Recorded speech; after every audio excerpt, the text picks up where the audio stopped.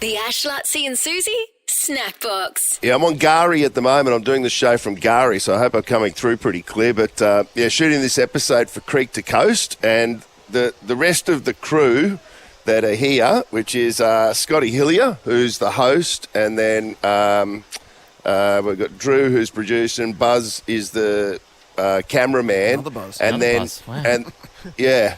and then cool, Todd, actually, who's the boss at Channel 7, he's brought his boy, who's Archie, along as well. So I'm here with my boy, Archie. So we've got a bit of a crew here, and they came up earlier yesterday morning, and I came up after the show yesterday because I always put my work first, as you guys know. And but when I arrived on the island, I didn't get to the island until it was right on high tide, and I like to drive up the beach. There's an inland track, but if you take that on the high tide, it's unbearable, and it can't be good for your car. It's like it's really corrugated, and it's just like do, and it seems like forever. It's probably only 20k or so, but I've done it a few times over the years for whatever reason, and every time I do it, I go, I'm never doing that again. And so yesterday, we just waited. Archie and I just waited on Fraser for the tide to drop, and that's an unbearable wait, because you're waiting for nature to take its course, and you feel like you're missing out and all the rest of it. But I was just like, oh, bugger it, like. They weren't shooting anything yesterday, and there was a big wind blowing, so I knew the fishing wouldn't be that good. But once the tide did start to drop, you get to see the first people that make their way through. Like the pioneers of that new of the new tide that have got the balls to go first. Not yet, Gary. It's a fine line, yeah. Oh, it's such a fine line because, there's every instinct of me that I go, we'll be right, and I go, you don't want to be the first, though. No, I don't. Bogged, is that why? Well, in case you get washed out into shark-infested waters and fly to New Zealand, I guess, right? Yeah, well, it's more that you we were literally you catch the barge over from a place called Inskip, but the township just right next to Inskip is Rainbow Beach, and if you walk up the main street of Rainbow, as we did yesterday, they've actually got an entire huge poster. It's like the size of a school blackboard that your teacher would have in class, but it's called the Wall of Shame, and it's pictures of people who've lost their four-wheel drives from doing exactly what I was talking about, where they've just chanced their arm against the tide, and it hasn't worked out. And so I had those images fresh in my brain that I was like, I'm not ending up on that wall of shame. I would hate to be up there on that wall of shame, because once you're up there, you're there forever. Your brother, every time he goes, being, hey, look, here he is. Look, this is my brother. Yeah. This is Ashley. This is Ashley. Doing his weather from there, probably showing it. Yes, he would do it. And every mate because I did the same thing. I was looking, and there was a part of me going, I hope I recognise someone here whose car it is, because you take a picture for sure and send it to them. So what happens? How do they get the cars out? Because that becomes a environmental thing. Then your car's stuck in the ocean. They've got to get them out of there somehow. Do they just wait for the low tide and then drag them out? I guess so. I guess they just wait for the next low tide, and then they have to, be full. But you see them, Lutzi, once the ocean gets a hold of it, they can be completely consumed, and some of them even get dragged out to sea. On top of that, can you imagine that? Some of them look like they're brand new cars too, like brand new 4x4s that are just getting absolutely smashed. The first person that. Go, Sus. I was going to say, I saw a couple of photos the other day of two cars, the same thing, stuck together on the next to each other. I thought, do they take all the gear out of them before they get waterlogged? Yeah. Their bags? It looked like all their bags were still in them. Yeah. Well, I guess it happens so quickly. Well, I doubt you'd have time. Yeah. I doubt you'd have the time. I think it would just all happen so quickly. It would make a terrific episode of Creek to Coast. Oh yes, if that happened. Oh yeah. Oh yeah. You forget you're actually filming a television show there as well. Oh my God, this Saturday on Creek to Coast. Push it to peak. It'll be peak time. The Ash, Lutzi and Susie Snackbox. We'll be doing $1,000 for Susie's 6 weeks of celebration. You are leaving at the end of the year. We're also dipping into the archives to relive some of our favourite moments in the show with you, Suze. Of course, you've built this really amazing friendship with Elise Perry. We're best friends every Friday. All you do is text on a Friday. You don't text Monday through Thursday. Show us the text today. We texted this morning. I said... show us the entire exchange, please. The actual thing? No, we'll make it up. Yes, the actual thing. I said happy Friday to Elise, and she said back to me, was just thinking about you and got distracted before I messaged. Okay. Happy Friday. There you go. Didn't you say she was in the shower? No, I said... That's your thoughts coming out of your mouth there, Susie. Nick, What are you wearing? you're right. Oh, my God, Susan. said... My dreams and realities are corresponding. You're all just one big happy family. That's what it is. Wow. Well, do you remember the first time you met Elise? Of course I do. It was on this show. Yeah, I do remember that. When was it? It was very early on. She wrote a book. Perspective. Yeah, it was called Perspective. I remember. Remember? No, I don't remember this. Don't you? She came into the studio. Remember? Because you guys, both Ash and Lassie said to me that we should be friends, Elise and I, because we were similar. That's how it started. Yeah. The glasses are fogging up. I can't help it. It just happens. It was back in 2019, and here's the first interactions of Elise Perry and Susie O'Neill. I was going to say we have sporting royalty, but that's just a given on this show because we've got Susie as a mainstay. But I think we've got two of our greatest ever athletes in the studio. That's nice, isn't it? Well, the similarities between yourself and Susan are striking to me, not just aesthetics-wise, but I can see a shyness that emanates from you that you also get from Suze when you first... When Particularly you that's when... Look at her, she doesn't sit well with her. When Susan was 29, I reckon it would have been almost identical. Oh, That's what wow. I'm saying. You could be friends. You two you should be friends. Suze is a hard nut to crack as a friend, but she'd be a great friend for you. You two would get on well. Have you got a lot of friends? Yeah. I always want more.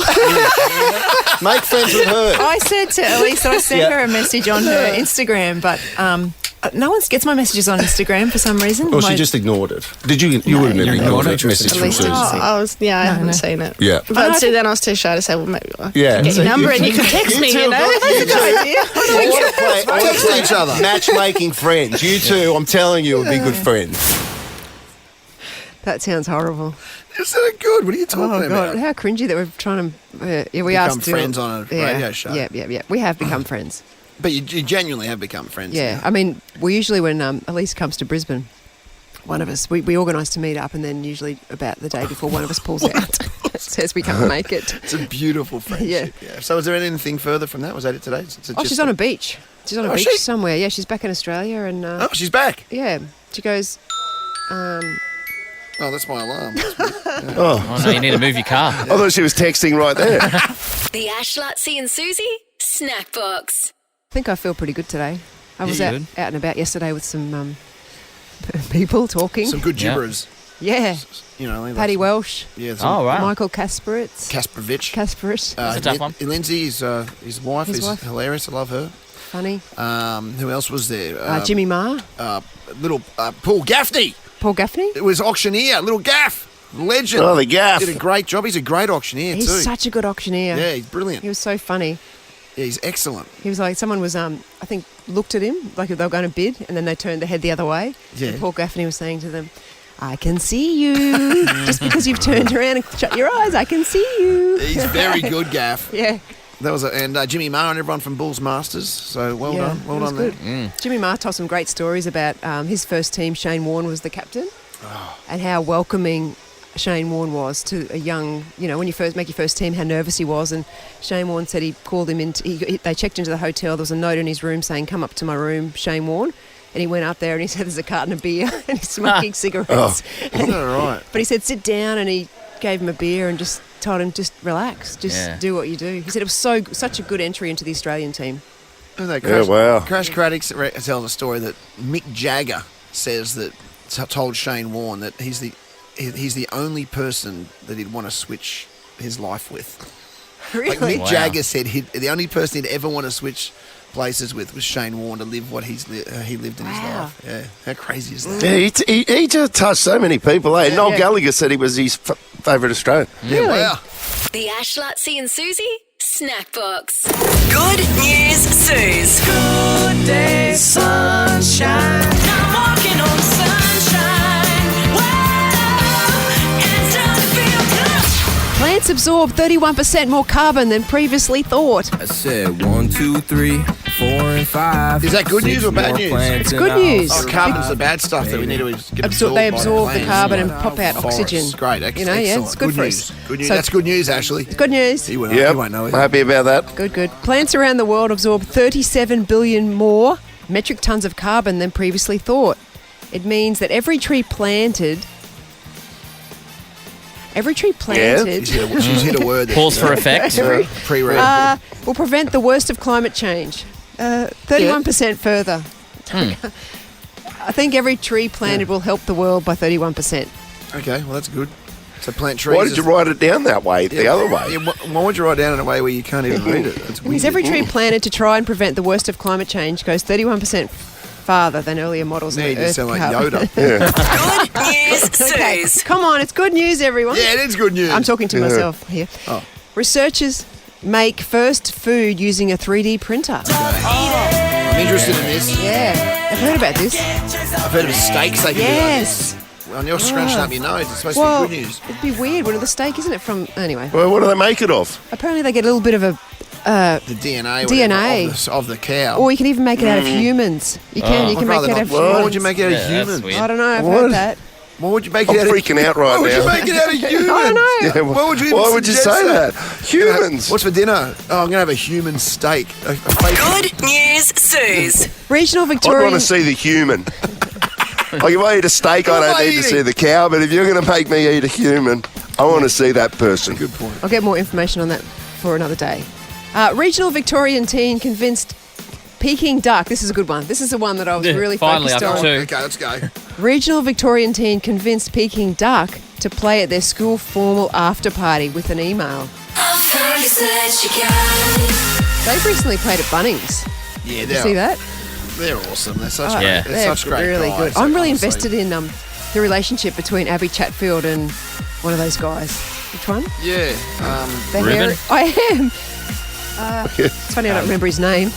One of them. Yes. Because he's got a really hairy chest and very muscly. Anyway, so this little kid, his request has gone viral. Actually, it was two kids. They put their lovely email on social media. So there's two kids from Wangaratta, and they wrote to Peking Duck to see if they would be available for next week's event. And the Peking Duck put it on their Instagram and said if they get 50,000 likes, then they will play. And guess what? They got 50,000 likes. They did. And so Peking Duck God. are going to play. Right. That's Adam. That's the Adam. Adam. Dates, and then Ruben's my buddy. Just so you know. Yeah. Okay. And so they're going to play How at did the they end after up at party. Bunnings? Oh, the Bunnings one was another viral thing that they went. They were talking about on their social media, Peking Duck, who wants to have a rave at Bunnings? And if they get so many likes, they were going to do it. And they did. So they just got all this support. And How good. they did a big rave party at Bunnings the They other just day. make you feel happy when you go see them. Yeah, Like their gigs are happy. they're really good. The latest film clip from, who's the one with the hairy chest? Adam. With Carl Stefanovic. I saw that one. That's No, fun. there's one with his girlfriend, Abby Chatfield. Oh, really? And they're kissing and everything. It's a really good film clip. By the way, did you know that when Abby interviewed Billie Eilish hit on her. I'm not surprised. Pretty much invited the show saying, let's get it on. And she couldn't. You know why she couldn't, Ashley? She's like you. Because she had a radio show to do. Professionals. They're professionals. I respect that. Yeah, I respect that. I knew you would. It would have been good for a Yep. show. Anyway, her radio show. Or probably would have filmed it. I'm walking on sunshine. Whoa, it's time to feel good. The Ash, Lutzi and Susie Snackbox.